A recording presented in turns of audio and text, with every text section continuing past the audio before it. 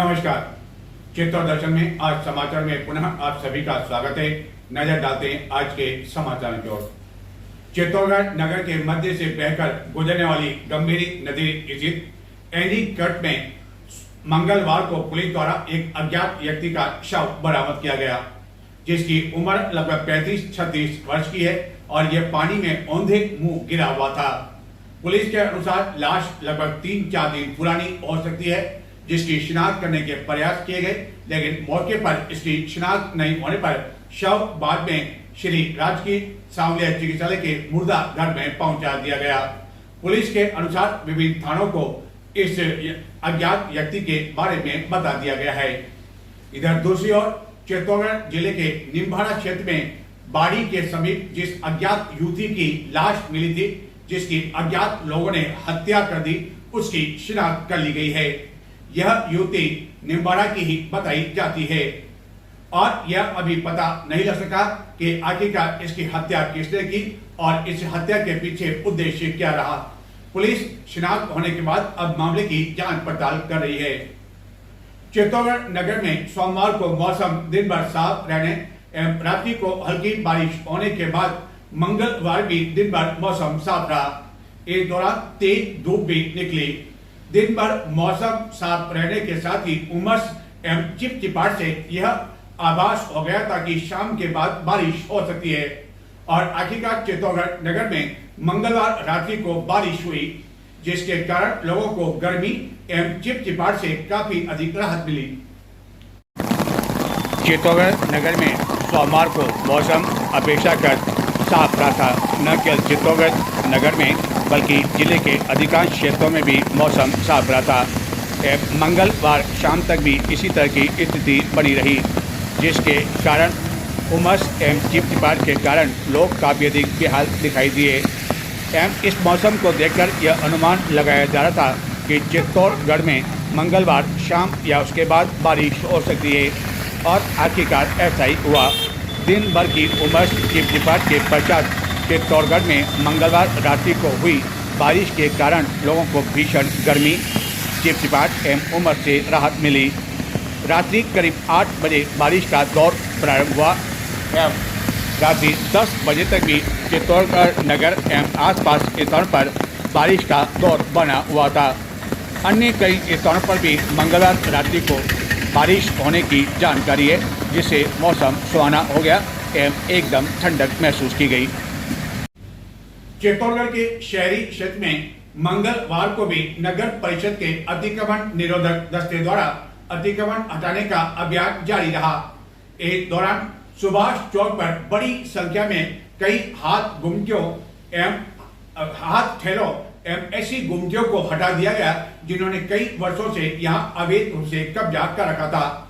1-2 अतिक्रमणकारियों ने इस कार्रवाई का विरोध भी किया, लेकिन बाद में सभी अतिक्रमणकारियों का कहना था कि यदि अतिक्रमण हटाना है तो उसमें किसी तरह का कोई भेदभाव नहीं किया जाए, जिस पर उन्हें इस बात का आश्वासन दिया गया कि बिना किसी भेदभाव के यह कार्रवाई की जाएगी। इस दौरान कुछ अतिक्रमणकारी जेसीबी एवं ट्रैक्टर आदि के आने पर स्वयं ही अपना सामान समेटते हुए देखे गए। चित्तौड़गढ़ नगर के शहरी क्षेत्र में सुभाष चौक एवं आसपास क्षेत्रों में मंगलवार को भी नगर परिषद द्वारा अवैध अतिक्रमण हटाए जाने का सिलसिला बना रहा। इस दौरान सुभाष चौक पर गत कई वर्षों से अतिक्रमण करने वाले कई हाथ ठेलों के साथ ही गुमटियों को हटा दिया गया, लेकिन मंगलवार को जैसे ही नगर परिषद का अतिक्रमण निरोधक दस्ता जेसीबी ट्रैक्टर आदि के साथ यहां पहुंचा, कई अतिक्रमणकारियों ने स्वतः ही अपना कब्जा हटाना शुरू कर दिया एवं विभिन्न वाहनों के माध्यम से वह अपनी गुमटियों, हाथ ठेलों आदि को ले जाते हुए देखे गए एवं इस दौरान कई छोटे व्यवसायियों ने कहा कि उन्हें सामान हटाने के लिए मोहलत दी जाए ताकि उनके सामान का नुकसान नहीं हो, जिस पर अतिक्रमण निरोधक दस्ते द्वारा ऐसे कई व्यापारियों को मोहलत भी दी गई, जिसके बाद व्यापारी स्वयं ने अलग अलग साधन भिजवाए और इन साधनों में अपनी गुमटियों, हाथ ठेलों को ले जाने के साथ ही वह सामान समेटते हुए देखे गए। गत कई वर्षों से इन लोगों ने अवैध रूप से यहाँ गुमटियाँ एवं हाट ठेले लगा रखे थे, जिसके कारण सुभाष चौक इन अतिक्रमणकारियों के कारण इतना अधिक चौड़ा होने के बावजूद संकड़ा महसूस होने लगा था एवं आए दिन यहाँ ट्रैफिक की समस्या होती रहती थी एवं इन हाट ठेलों एवं गुमटियों की वजह से यहाँ से कई बार वाहनों का निकलना भी मुश्किल हो जाता था। लेकिन मंगलवार को इस कार्रवाई के दौरान कुछ व्यापारियों ने विरोध भी किया।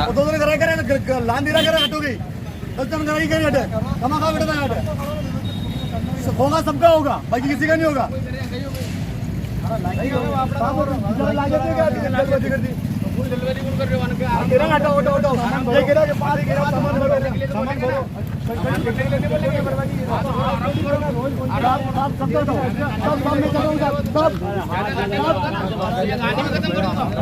सर मेरी बात सुनो, एक एरिया में 5 बटे नागरिक। तब ये देखो ये टाइगर भी चल रहा है, 15 फीट चल रहा है, 15 फीट तक चल रहा है, 2.5 फीट चल रहा है, 2.5 फीट चल रहा है उधर। अतिक्रमण में 8 फीट सब लो, सबने अंदर लो, सबने लो,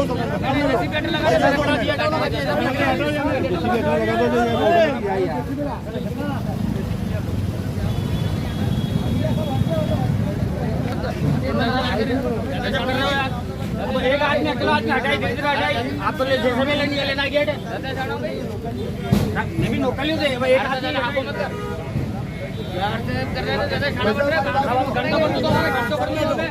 व्यापारियों का कहना था कि वह अतिक्रमण हटाने के लिए तैयार हैं, लेकिन इसमें किसी तरह का भेदभाव नहीं हो एवं ऐसे कई हाट ठेले एवं गुमटियाँ हैं जिन्होंने सड़क पर कब्जा कर रखा है, उन्हें भी हटाया जाए। इस पर अतिक्रमण निरोधक दस्ते प्रभारी द्वारा यह आश्वासन दिया गया कि इसमें किसी तरह का कोई भेदभाव नहीं किया जाएगा, जिसके बाद यह माहौल शांत हो सका और व्यापारी स्वयं ही अपना सामान समेटते हुए दिखाई दिए एवं अतिक्रमण हटाए जाने की इस कार्रवाई के बाद सुभाष चौक का स्वरूप अलग ही दिखाई दिया। कई लोगों ने बताया कि कई वर्षों बाद इस तरह की स्थिति सुभाष चौक पर देखने को मिली। अतिक्रमण हटाए जाने के बाद सुभाष चौक, नेहरू बाजार एवं खास तौर पर मुख्य सब्जी मंडी मार्ग का अब बदला हुआ स्वरूप दिखाई दे रहा है।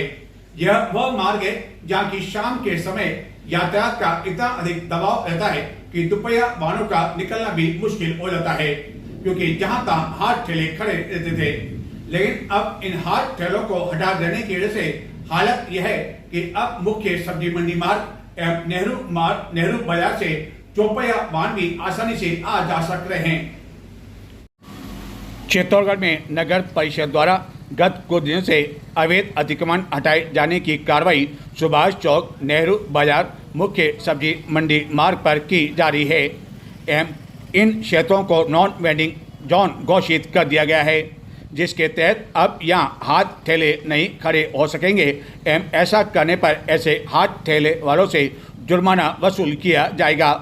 और जो हाथ ठेले एवं गुमटियाँ यहाँ लगी हुई थी, उन्हें इस बात का आश्वासन दिया गया है कि इस संबंध में नगर परिषद के आयुक्त की अध्यक्षता में एक कमेटी का गठन किया जाएगा और ऐसे हाथ ठेलों को व्यवस्थित खड़े करने के लिए कोई ऐसा स्थान देखा जाएगा जिसके कारण लोगों को भी परेशानियों का सामना नहीं करना पड़े और यातायात भी किसी तरह से बाधित न हो, जिसको लेकर कई हाथ ठेला व्यवसायों ने भी अपनी सहमति दी।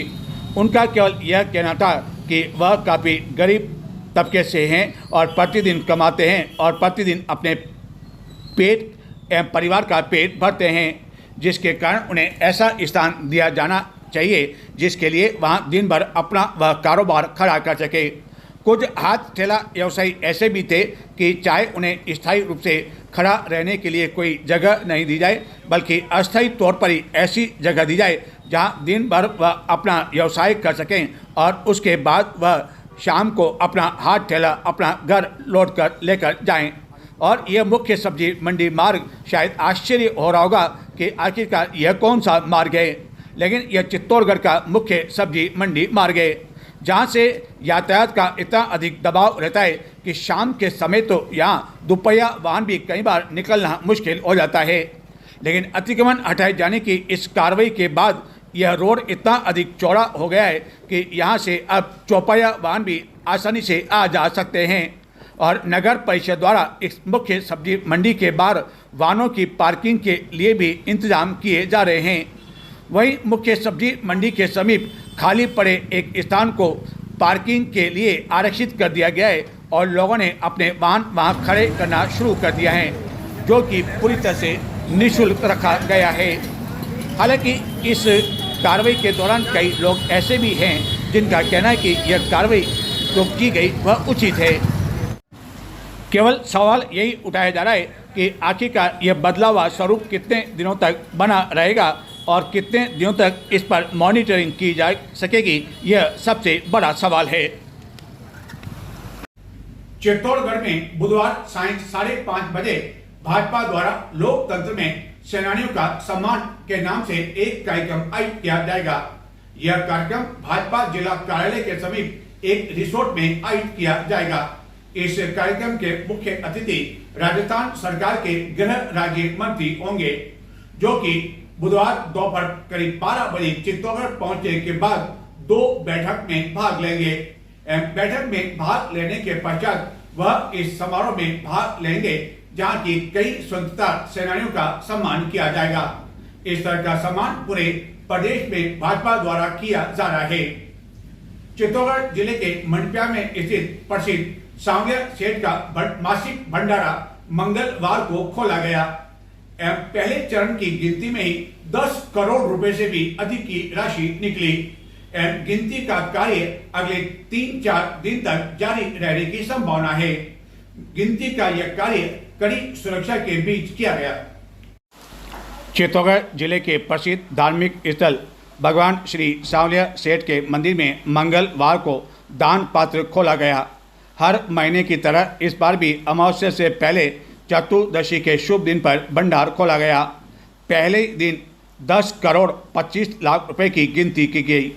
दान पात्र मंगलवार सवेरे 11 बजे खोला गया। राजभोग आरती के बाद जब इसे खोला गया तो यहाँ कड़ी सुरक्षा थी। इस अवसर पर मंदिर मंडल के कई अधिकारी आदि मौजूद थे। दान की गिनती का काम अभी भी जारी है और इसमें कई चरण लग सकते हैं, जिसे माना जा रहा है कि गिनती का यह कार्य आगामी 4-5 दिनों में पूरा हो सकता है। सांवलिया मंदिर का प्रति महीने भंडारा खोला जाता है और मासिक भंडारे में दिन भर गिनती के बाद शाम को गिनती का काम रोकने के पश्चात अगले दिन फिर से गिनती की जाती है। मंदिर प्रशासन के अनुसार अब तक जो राशि गिनी जा रही है वह सिर्फ मंदिर परिसर में रखे गए दान पात्रों की है। भंडार के अलावा भेंट कक्ष में आए मनी ऑर्डर और बैंक ड्राफ्ट के रुपयों, ऑनलाइन से आए चढ़ावा राशि की काउंटिंग बाकी है। इसके अलावा सोने और चांदी के गहनों का तोल करना भी बाकी है। यह तोल आखिरी दिन किया जाएगा। भगवान श्री सांवलिया सेठ का मंदिर मेवाड़ अंचल का प्रमुख कृष्ण धाम है। यहाँ देश भर से श्रद्धालु दान देने और मन्नत मांगने आते हैं। ऐसी मान्यता है कि यहाँ मांगी गई मुरादें जल्दी पूरी होती है। यही कारण है कि यहाँ दान की राशि लगातार बढ़ती जा रही है और प्रति महीने इस भंडारे से 19-20 करोड़ रुपए निकल रहे हैं और इस राशि से विभिन्न विकास कार्य करवाए जाते हैं और दान पात्र से करोड़ों रुपए की जो राशि निकलती है वह विभिन्न बैंकों के खाते आदि में जमा करवाई जाती है। अंजुमन मिलत इस्लामिया संस्थान की ओर से इंदिरा प्रियदर्शनी ऑडिटोरियम में मंगलवार को आयोजित एक समारोह में समाज की प्रतिभाओं का सम्मान समारोह आयोजित किया गया। इस समारोह में चित्तौड़गढ़ के विधायक चंद्रभान सिंह आज्ञा के साथ ही समाज के अन्य कई गणमान्य लोग आदि मौजूद थे। इस अवसर पर सभी वक्ताओं ने शिक्षा पर बल देते हुए कहा कि मुस्लिम समाज में आज भी छात्राएं शिक्षा के मामले में पीछे है। इसके लिए जहां वक्ताओं ने शिक्षा पर बल दिया, वही कहा कि चाहे कोई भी समाज हो, सामाजिक कुरीतियां जब तक दूर नहीं होती है तब तक कोई भी समाज आगे नहीं बढ़ सकता है। इस अवसर पर ऑडिटोरियम में बड़ी संख्या में मुस्लिम समुदाय के लोग एवं सम्मानित होने वाली प्रतिभाएं मौजूद थी। अंजुमन मिलत इस्लामिया संस्थान की ओर से प्रथम मुस्लिम प्रतिभा सम्मान समारोह का आयोजन इंदिरा गांधी प्रियदर्शनी ऑडिटोरियम में किया गया। इस अवसर पर अंजुमन पब्लिक सेकेंडरी स्कूल में कंप्यूटर लैब और ई लाइब्रेरी के लोकार्पण समारोह भी आयोजित किया गया। इस प्रतिभावान सम्मान समारोह को कई अतिथियों ने संबोधित किया एवं बालिका शिक्षा पर बल दिया। पर इसके पीछे ये जो मासूम प्यारे प्यारे बच्चे बैठे हैं, ये सब बच्चे ही अपन सबको यहाँ लेकर आए हैं। इसलिए इन बच्चों के लिए बहुत दुआ और बहुत आशीर्वाद। आप बच्चों को यही कहना चाहूंगी कि आप इसी तरह आगे बढ़ते रहें, पढ़ते रहें। शुक्रिया।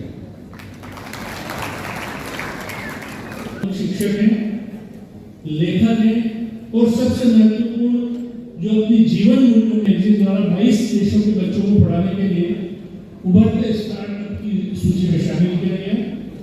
आपके 3 शोध पत्र international journal of English and studies में प्रकाशित हो चुके हैं। Doctor Abhilash top motivational voice का खिताब भी मिला है। आपने भारत के डॉक्टर अभिलाष मोदी के जीवन का मुख्य उद्देश्य सही कौशल व सही मानसिकता के साथ युवाओं के जीवन को खुशहाल बनाना है। ऐसी विलक्षण प्रतिभा के धनी youth icon doctor Abhilash Modi को सुनने का हमारा एक स्वर्णिम अवसर हमको मिला है। घर बैठे करना मंच पे बहुत सारे सम्मानित मेहनती प्रतिभा के धनी लोग बैठे हैं। उनके बीच बैठ के थोड़ा नर्वसनेस भी फील होती है जब सर बता रहे थे हमारे सर के लिए, मुख्य अतिथि साहब के लिए, कि उन्होंने इतना कुछ किया है। तो मुझे लगा कि यार मैं क्यों बैठा हूं इनके पास, इतना कुछ किया है सर ने। दौलत खान सर को किसी परिचय की जरूरत नहीं है, ये मेरे आइडल की तरह मिले। तो ऑनलाइन एक भारत का सबसे बड़ा पब्लिक स्पीकिंग मंच है जोश टॉक्स, उस पर मेरी एक स्पीच हुई थी। उस पर मैंने बताया था कि मैं कैसे फैक्ट्री में लेबरर का काम करता था और वहां से टीचिंग फील्ड में आया। तो उस सारी चीजों के बीच में मुझे ऐसा लगता है कि मेरे पास हजारों कारण थे गलत जिंदगी सीखने के, पर जो दिखा था जिनका नाम था एलसी भारतीय साहब। मैं जयपुर से हूं बेसिकली, अभी भिलवाड़ा रह रहा हूं। तो हमारे जो प्रिंसिपल और सुनने वाला स्टूडेंट दोनों माइंडफुल होंगे। माइंडेड नहीं बोल रहा हूं मैं क्या बोल रहा हूं? माइंडफुल। मतलब आपका दिमाग उसी जगह होगा जहां आपका शरीर है, मतलब आपका ध्यान उसी जगह होगा जहां पर आपके कान है, मतलब आपका ध्यान उसी जगह होगा जहां पर आपका मुंह है। तब जाकर के आप ठीक से सुन पाएंगे और ठीक से बोल पाएंगे। तो बच्चे इस चीज की ठीक से प्रैक्टिस करें। कैसे करनी है उसको बताता हूं मैं, थोड़ा हम जल्दी करेंगे। हाँ जी, ये सारी बातचीत जब करते हैं ना तो कई सारे लोग बोल रहे होते हैं यार आप इतनी बातें बता रहे हो, ऐसी कोई जरूरत नहीं है ज्यादा, है ना। मैं एक सिंपल सामान्य सवाल पूछ रहा हूं, इसमें मैं सभी का साथ चाहूंगा। मुझे बताएं कि यहां जो ऊपर लिखा है एकाग्रता, ये बढ़नी चाहिए कि कम होनी चाहिए? समाज, कोई भी समाज जब आगे बढ़ता है तो वहां के बच्चों में एकाग्रता बढ़नी चाहिए कि कम होनी चाहिए? पिछले कुछ सालों में इसको बढ़ते हुए देख रहे हो, कम होते हुए देख रहे हो? कितने लोगों को लगता है कम हो रही है? हाथ ऊपर करें एक बार। बढ़िया। के लिए आप बैठे हैं, उस पर्पस को पूरा कर रहे हो, चाहे वो स्कूल हो, चाहे देश की पार्लियामेंट हो।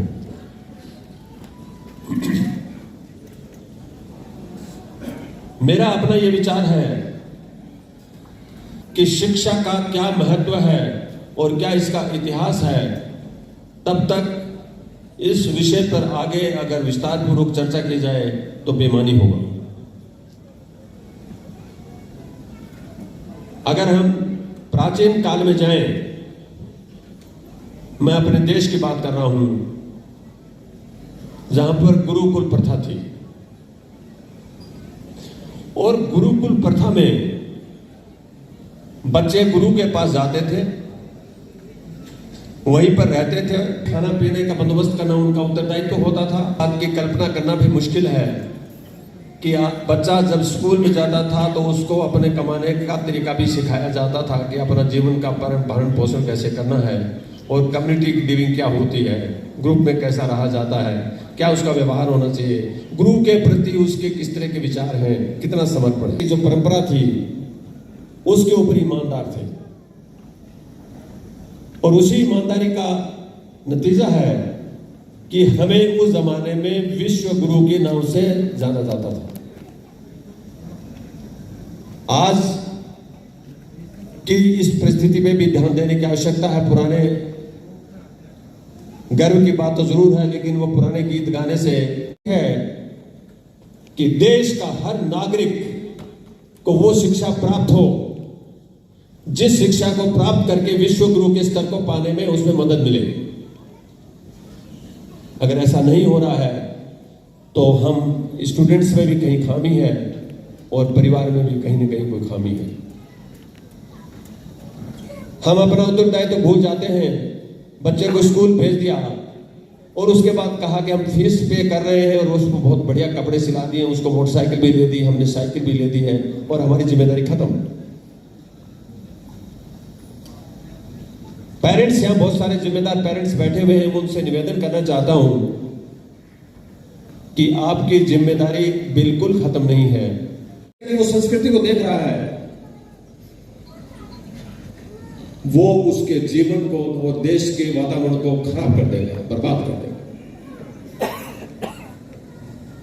जरूरत है कि आप अपने बच्चों का टाइम मैनेजमेंट और अपने बच्चे को किस तरह से गाइड कर सकते हैं, किस तरह से उसको मोटिवेट कर सकते हैं, किस तरह से उसके उत्तरदायित्व के प्रति उसको जागरूक कर सकते हैं, ये माँ बाप की जिम्मेदारी है। और बच्चों की जिम्मेदारी ये है कि बच्चों शिक्षा के बिना एजुकेशन के दुनिया में कोई मिसाल नहीं मिलती है कि किसी ने कोई तरक्की की हो। शिक्षा जरूरी नहीं है कि आप जो स्कूल में जा रहे हैं वही शिक्षा है। आप कहेंगे कि फिर अकबर तो नहीं गया था यूनिवर्सिटी में, अशोक भी नहीं गया था यूनिवर्सिटी में, महाराजा बने, महान कहते हैं उनको। मैं आपको ये बताना चाहता हूं कि केवल स्कूल जाना ही एजुकेशन नहीं है। जब से बच्चा पैदा होता है, वॉर्म टू टोम अंग्रेजी में कहावत है, जब बच्चा पैदा होता है और जब तक कब्र में जाता है तब तक वो सीखता है। मातृशक्ति, युवा साथियों और पत्रकार बंधु, सबसे पहले तो आपके सदर साहब को, भाई इकबाल जी को धन्यवाद देना चाहता हूं कि आप लोगों ने शिक्षा के प्रति जो बच्चे अच्छे नंबर लाए हैं और उनका सम्मान समारोह रखा है, इसके लिए इकबाल भाई के और उनकी पूरी टीम के लिए एक बार आप ताली बजा दें। उनका मैं जनप्रतिनिधि होने के नाते आपका तहे दिल से मैं स्वागत करता हूं। और वास्तव में आपने इन बच्चों को मोटिवेशन किया। ये बच्चे आने वाले दिनों में समाज का नाम ही रोशन नहीं करेंगे, चित्तौड़गढ़ जिले का नाम रोशन करेंगे, राजस्थान का नाम रोशन करेंगे, देश का नाम रोशन करेंगे। और आने वाले दिनों में काफी प्रतिभाएं चित्तौड़गढ़ जिले में निकली है जो अच्छी जगह पहुंची है। बहुत से राज्यों में हमारे यहाँ के आईएएस हैं, आईपीएस हैं और हाईकोर्ट जज हैं, काफी अच्छी अच्छी पोस्टों पर अपने यहाँ के लोग हैं। इसलिए आने वाले दिनों में छोटे भाई और बहन जो अच्छे नंबर लाए हैं और जो अच्छे नंबर नहीं भी ले पाए हुए, कोई दिक्कत नहीं, अगर आप कोशिश करेंगे, तैयारी करेंगे तो आने वाले दिनों में आप अच्छी प्रोग्रेस करेंगे और आगे जरूर बढ़ेंगे। क्योंकि ये सम्मान समारोह आप लोगों को मोटिवेट करने के लिए रखा है, इसके लिए आपको धन्यवाद। और ये बच्चे आने वाले दिनों में आईएएस भी बनेंगे, आईपीएस भी बनेंगे और अच्छे अधिकारी के रूप में अपने जिले का नाम भी रोशन करेंगे, माता पिता का नाम रोशन करेंगे, समाज का नाम रोशन करेंगे और अच्छे जनप्रतिनिधि आप बनेंगे। ऐसी मैं शुभकामनाएं आप लोगों को देता हूं।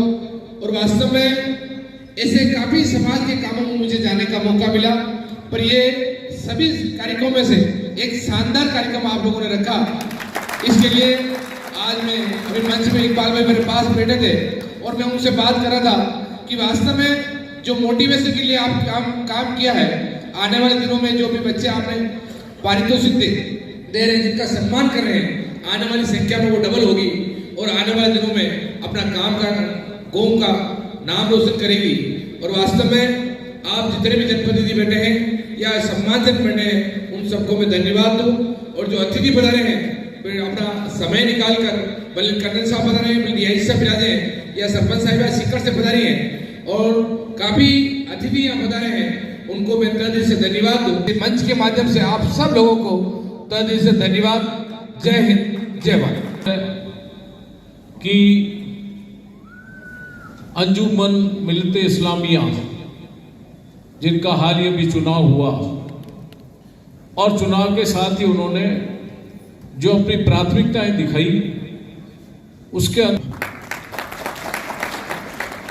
कंप्यूटर लैब भी कायम खानी महासभा ने भेंट की है, उसको भी बहुत बहुत धन्यवाद कि बहुत पुनीत कार्य आपने किया। देखिए, एक चीज सुनो आप, अगर आप लोग समय ज्यादा हो गया तो मैं जय हिंद करके समाप्त करूं, अगर सुनना चाहते हो तो मैं बोलूं। आप लोग चाहते हो नहीं चाहते हो? चाहते हो। शिक्षा मुस्लिम समाज की सबसे बड़ी कमजोरी है। मेरे भी कई मित्र हैं, समाज के अंदर मेरा आना जाना आज से नहीं वर्षों से है। जब मैं स्कूल में पढ़ता था, कॉलेज में पढ़ता था, लेकिन शिक्षा के क्षेत्र में जागृति धीरे धीरे आ रही है। जितनी तेजी से आनी चाहिए उतने नहीं आ रही है। ये सरस्वती माँ है ना, ये किसके दिमाग में बैठ जाए, किसके शरीर में निवास कर जाए, इसका कोई पता नहीं। न तो जाति धर्म देखती है। आपके समाज के अंदर भी, मुस्लिम समाज के अंदर भी टैलेंट का कोई कमी नहीं है। तो ये थे आज के समाचार। अब मुझे आगे दें। नमस्कार।